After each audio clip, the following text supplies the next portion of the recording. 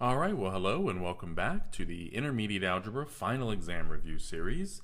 This is Joe Brownlee with Palm Beach State, and we are on question number 26. All right, so question number 26, the directions are: find the x and y intercepts, then graph the equation. All right, and the equation they want us to graph is negative 5x minus 25y equals 25. All right, well, that seems easy enough. So let's go ahead and we'll put this aside for now, and we'll go ahead and solve for our x and y intercepts, and then we'll come back and we'll go ahead and graph. Well, the first thing that I see sticking out is that each of these terms in our equation is divisible by 5, right? I have a 5, a negative 5, negative 25, and a positive 25. So why don't we, before we figure out what our x and y intercepts are, why don't we go ahead and divide by 5.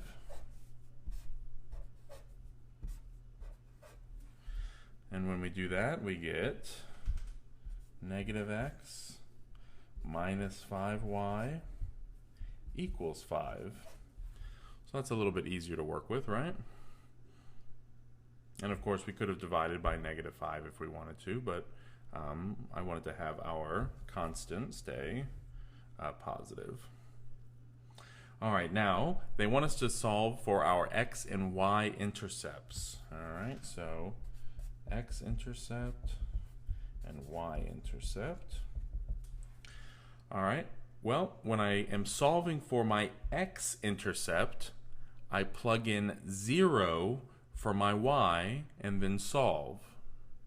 All right, so let's go ahead and do that. So if I'm plugging in 0 for my y, then I get negative x minus 5, plug in 0 for y, equals 5. So this is just negative x. Negative 5 times 0 is 0, so I don't have to have anything.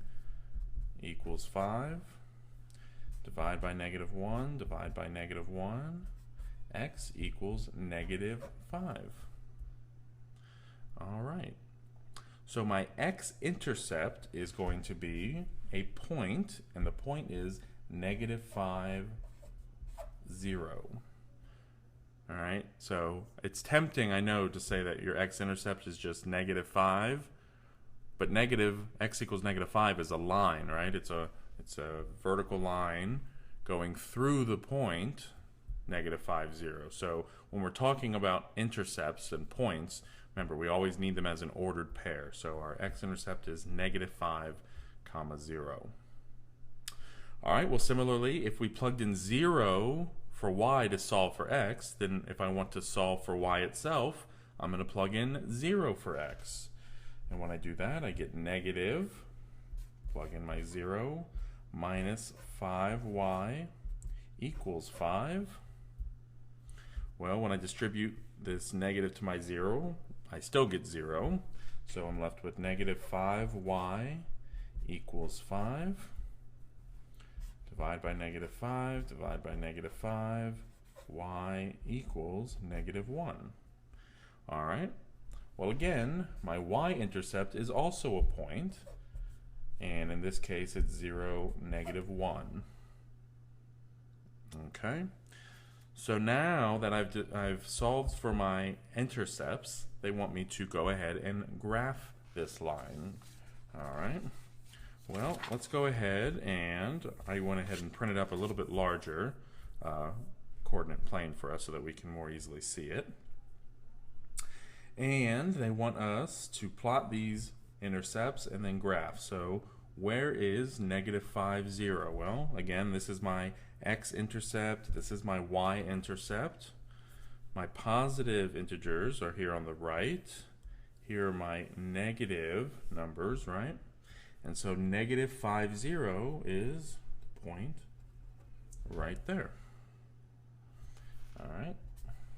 So we've plotted negative 5, 0. Let's go ahead and plot now 0, negative 1 for our y-intercept. Well, 0, x, I'm not moving any left or right, and I'm going to go down to -1, and there's the point 0, -1. And now to graph the line, all I have to do is connect our dots.